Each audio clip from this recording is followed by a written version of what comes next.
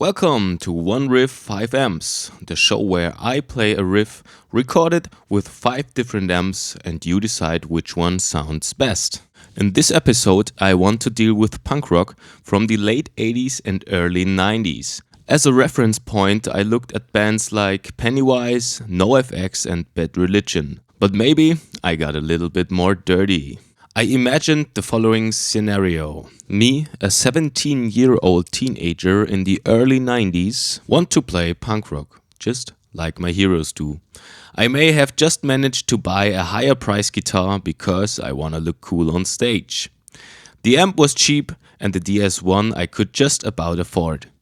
I stand in the garage with my buddies and we don't care about anything.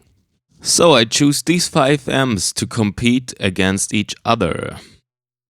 The Audition 50 watt, a 70s solid state amp that you could buy from mail order companies like Montgomery Ward's or Woolworths.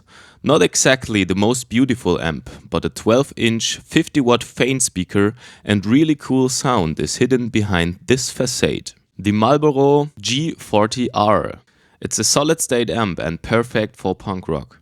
It's light, you don't have to be afraid that it will break, and you can find it on eBay for like $50. If it sounds good, then we already have our winner, don't we? The Acoustic 117 is another solid-state amp with a 12-inch speaker. If you turn the preamp port all the way up, the amp will saturate very nicely and the speaker will be shaken by quite a high bass. Is this the right choice for our punk rock sound? We will see. The Fender Vaporizer, a 12 watt all-tube amp for relatively little money, but cheap is not bad in this case.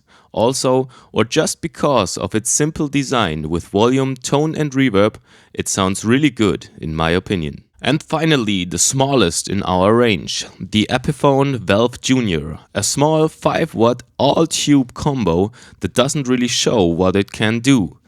It only has one volume knob, so turn it up and let's go. Alright, this time I only choose combo amps, mainly because you can find these 5 cheaply on the internet. I recorded all of them with a Shure SM57 in a cap meets cone position and kept about 1 finger wide away from the front cover. I also used the Boss DS1 on all amps with the settings you can see. I used my Fender Telecaster as guitar this time. After the recording, I didn't use any EQs, compressors or other effects for the guitar tracks. First, you'll hear a small mix with additional, yes, again, MIDI drums and a bass track. And in the second round, each amp as a mono track. So have fun and tell us which amp you would have chosen as a 17-year-old punk rocker.